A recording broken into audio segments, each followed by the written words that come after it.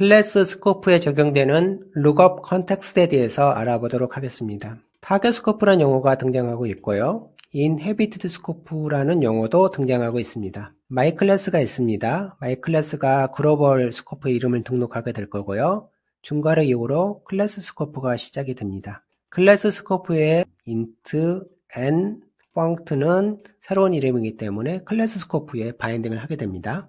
물론 제일 먼저 자기 자신의 이름을 바인딩하게 돼요. 다섯 번째 라인의 funct 함수는 함수 선언만 있고 함수 바디가 없습니다. 따라서 어디엔가 펑션 바디를 추가해야 되는 사항이 발생하죠. 이럴 때에 이 my 클래스를 포함하는 상위 스코프, inclosing 스코프라고 부르는데 inclosing 스코프에 바디 부분을 추가할 수가 있습니다. 아홉 번째 라인에 바디를 추가하게 되는데 이런 경우에 funct는 글로벌 스코프에 작성이 되어져 있고 결과물은 my 클래스에 대한 바디로 들어가게 되는 상황이 발생하는데 실제 코딩이 있는 스코프를 헤비티드 스코프라 부르고요. 그 결과물이 실제로 등록되는 위치는 타겟 스코프라 부릅니다. 그래서 타겟 스코프는 이름이 바인딩되는 스코프를 말하는 거고요. 헤비티드 스코프는 무엇인가 추가로 선언하는 과정에서 상위 스코프에다가 이렇게 등록하게 되는데 실제 코딩이 위치하는 상위 스코프를 인헤비티드 스코프라고 부릅니다. 이런 경우에 인헤비티드 스코프에서 타겟 스코프로 검색의 위치를 조정을 해야 되는 상황이 발생하게 되기 때문에 이때 룩업 컨텍스트라는 구문이 사용이 됩니다. 스코프 연산자를 사용하겠죠. 그래서 my 클래스 스코프에서 이 부분이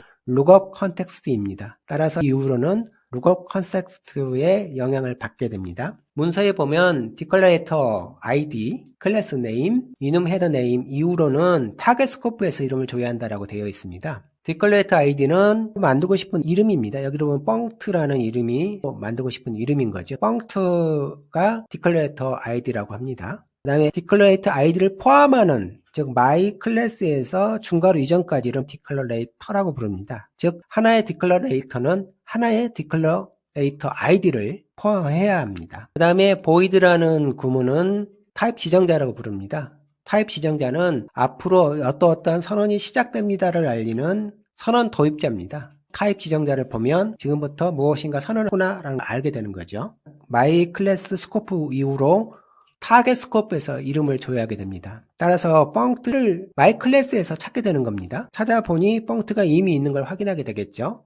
따라서 아홉 번째 라인에 있는 funct는 재선언이라는 걸 알 수가 있습니다. 재선언이라는 말이 이렇게 등장하는 겁니다. 그 이후로는 my 클래스 스코프에서 이름을 찾기 때문에 int n을 my 클래스 스코프에서 검색하게 됩니다. 여기서 알 수 있는 사실은 어떠한 선언이 있어서 그 선언에 대한 추가적인 선언이 필요한 경우에 inhebited 스코프를 이용해서 선언을 한다는 걸 알 수가 있습니다. inhebited 스코프는 해당 선언을 포함하는 상위 스코프 어디엔가 헤비티드 위치를 지정할 수가 있어요. 그 헤비티드 스코프는 그래서 코딩이 있는 위치, 그래서 거주 스코프 이렇게 부릅니다.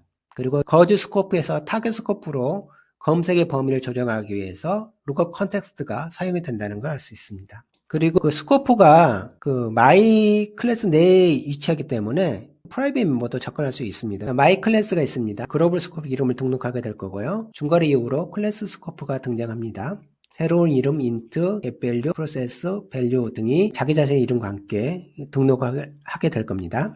세 번째에 있는 getValue라는 함수는 함수 선언만 있습니다. 바디를 어딘가 추가를 해야 되겠죠. 똑같은 방법으로 inhebited 스코프에 my 클래스 룩업 컨텍스트를 도입하고요.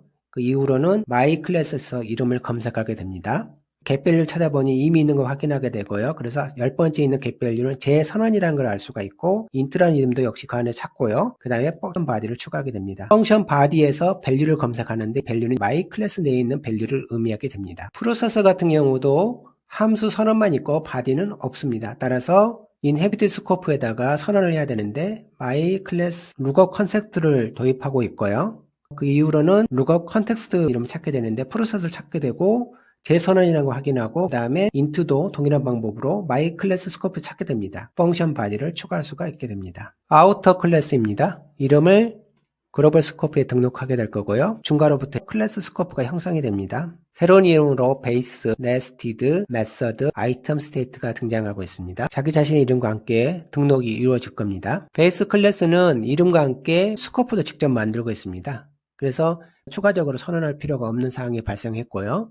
세 번째 라인은 네스티드는 클래스 이름만 도입을 하고 있고 클래스 스코프가 존재를 하지 않습니다. 그래서 15번째 라인에 보면 룩업 컨텍스트를 이용해서 헤비트 스코프를 구성하고 있는 걸 확인할 수가 있습니다. 부터 네스티드, 여기는 베이스 클래스죠. 그래서 룩업 컨텍스트 이후로 아우터 클래스에서 검색을 하게 됩니다. 네스트라는 이름을 찾아보니 이미 있는 걸 확인하게 되고요. 제 선언이고요. 그 다음에 부모 클래스로 베이스를 지정하고 있는데 베이스라는 이름도 이 아우터 내에서 찾게 되는데 클래스 이름도 있고 클래스 스코프도 있습니다. 그래서 문제가 없는 걸 확인하고 마지막으로 펑션 바디를 추가할 수 있게 됩니다. 메서드 같은 경우도 펑션 바디를 추가해야 되는데 역시 룩업 컨셉 특화하고 이후로 메서드라는 이름을 검색하게 되고요. 그래서 재선언이라는 거 확인하고 네스티드라는 이름도 역시 아우터 스코프에서 찾게 되고요. 이후로 펑션 바디가 추가됩니다. 이넘 아이템 스테이트 같은 경우도 선언만 있고 바디가 없습니다. 그래서 밖에 역시 헤비트 스코프 형태로 아우터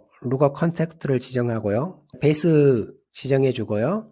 스코프가 여기서부터 형성이 되어집니다. 이누머레이션 스코프라 그러죠. empty, full, damage라는 이름을 등록하게 됩니다. 템플 클래스가 등장하고 있습니다. 그래서 스코프를 그려보게 되면 템플릿 파라미터 스코프 형성이 되어지고요. 템플릿 파라미터 스코프에는 템플릿 파라미터 리스트만 등록을 할 수가 있습니다. t가 여기 등록이 될 겁니다. 컨테이너가 등장하고 있는데 컨테이너 이름은 템플릿 파라미터 리스트가 아니기 때문에 글로벌 스코프 이름을 등록하게 될 거예요. 중괄호 이후로 클래스 스코프가 형성이 됩니다. value type process라는 이름이 새로 등장하기 때문에 등록을 하게 될 거고요. 물론 자기 자신의 이름도 등록하게 될 겁니다. 프로세서에 대한 바디가 존재를 안 합니다. 그래서 추가를 해야 될 것 같은데 실제 구문상에는 없고요. 대신 컨테이너 인트에 대한 프로세스를 별도로 헤비트 스코프에 등록하고 있는 걸 확인할 수가 있습니다. 그래서 컨테이너 인트 룩업 컨텍스트가 만들어지고요. 이후로 이름은 컨테이너 인트라는 스코프 내에서 이름을 검색하게 됩니다. 컨테이너 인트도 역시 밸류 타입을 갖고 있으니까 컨테이너 인트에서 찾게 됩니다. 특수화를 진행하기 위해서 추가적인 코딩을, 즉 인트에 대한 부분을 인헤비트 스코프 방식으로 이렇게 구현하고 있는 겁니다. y클래스라는 이름이 등장하고 있습니다. 글로벌 스코프에 등록하게 될 거고요.